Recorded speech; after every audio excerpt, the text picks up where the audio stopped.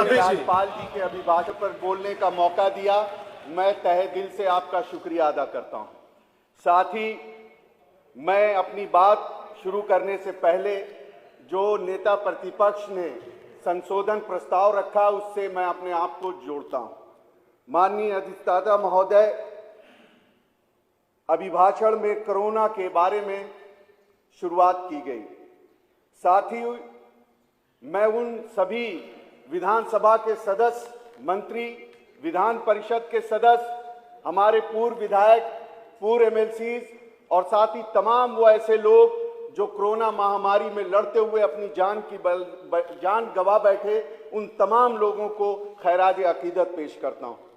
साथ ही अभिभाषण में सरकारी अमले को तो मुबारकबाद दी गई, सरकार ने अपनी पीठ भी थपथपा ली, लेकिन मुझे फख्र है कि उत्तर प्रदेश की महान जनता ने इस कोरोना काल में अपने पेट को काटकर, जब मजदूर, गरीब, किसान भूखा रह रहा था, तो वो अपने घरों से निकलकर उनकी मदद करने का काम किया। इसीलिए आज उत्तर प्रदेश में इस महामारी से इस महान जनता ने लड़ने का काम किया। मैं आपके माध्यम से उन तमाम ऐसे साथियों का मैं तहे दिल से उनको मुबारकबाद देता हूं, शुक्रिया अदा करता हूं।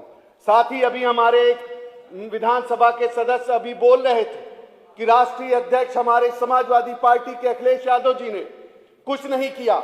मैं आपको बता देना चाहता हूं कि उस महामारी के दौर में उन्होंने पूरे प्रदेश ही नहीं बल्कि जहां जहां हमारा संगठन है वहां तमाम लोगों को यह आग्रह किया कि वो आप निकलकर गरीब बेसहारा लोगों की मदद करने का काम करें।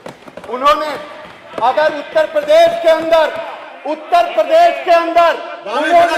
Medical, PSC, CSC, medical college नहीं बनाया होता अपनी सरकार में, आदरणीय नेताजी ने नहीं बनाया होता, तो आज आप जिसका दम भरते हो कि WHO उत्तर प्रदेश सरकार की पीठ थपथपा रहा है, तो आपकी पीठ नहीं थपथपाई होती। आज आप कहते हो 22 महीने के अंदर आदरणीय अखिलेश यादव जी ने एक्सप्रेसवे बनाकर दे दिया, लेकिन आप 22 महीने क्या 4 साल में एक एक्सप्रेसवे नहीं बना सके। तो आप बताएं कि कोरोना महामारी जो एक बैग बढ़ने का काम की, तो उस कोरोना महामारी में अगर पिछली सरकार ने मेडिकल पे काम न किया होता, तो आप बताइए इस प्रदेश का क्या हाल हुआ होता। मैं कहना चाहता हूं कि इस मुश्किल घड़ी में सभी ने आगे बढ़कर काम करने का काम किया, जिससे आज हमारे प्रदेश में उस महामारी को हमने नाकाम करने का काम किया। इसलिए मैं आपके माध्यम से सबका धन्यवाद और शुक्रिया अदा करना चाहता हूं। मैं अपनी बात शुरू करूंगा। चमन पे जो गुजरी सो गुजरी, मगर ये क्या कम है। चमन पे जो गुजरी सो गुजरी, मगर ये क्या कम है कि फाश हो गए झूठी बहार के आईन, फाश हो गए झूठी बहार के आईन। वही जफाएं, वही मुश्किलें, वही आफत, तुम ही बताओ कि बदले कहां मेरे दिन और रात। हालात ये हैं अधिष्ठाता महोदय कि आज नौजवान उत्तर प्रदेश का बेरोजगारी की मार झेल रहा है, उसको नौकरियां नहीं मिल रही, सिर्फ झूठे वादे किए जा रहे हैं।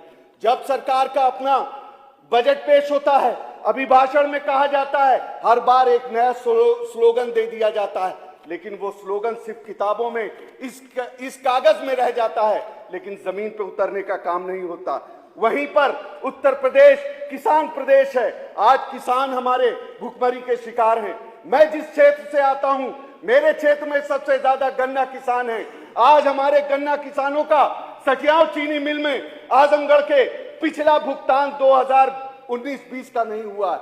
आज किसान जब अपने भुगतान के लेकर जाते हैं तो उनको फर्जी मुकदमे में फंसाने का काम होता है। वहीं पर मेरे क्षेत्र में बाढ़ आई, बाढ़ के बाद लगातार बारिश हुई, निचले इलाके में भी पानी भर गया, लेकिन बाढ़ आपदा में और निचले इलाके से जो फसलें बर्बाद हुई, अभी तक उन किसानों को कोई मुआवजा मिलने का काम नहीं हुआ। वो जो झूठ बोलकर करते हैं मुतमईन सबको, जो झूठ बोलकर करते हैं मुतमईन सबको, वो झूठ बोल के खुद मुतमईन नहीं होते। कहीं ना कहीं इनको भी एहसास है कि ये कृषि कानून जो आया है, इस कृषि कानून से सिर्फ किसानों का दोहन होगा, उनका अत्याचार होगा, उनके गुर्बत बढ़ेगी, उनका भला नहीं होने वाला।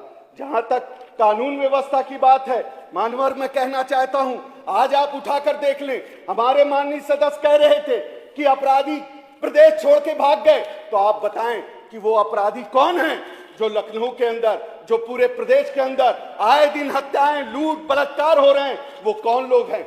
आज आप बता दीजिए, हमारी बहन बेटियां अपने आप को सुरक्षित महसूस नहीं कर रही। हाथरस से आजमगढ़, बलिया से लेके गाजीपुर तक हमारी बहन बेटियों के साथ अत्याचार और जुल्म होते जा रहे हैं, और कहीं ना कहीं सत्ता के लोग उनका संरक्षण करने का काम करते हैं।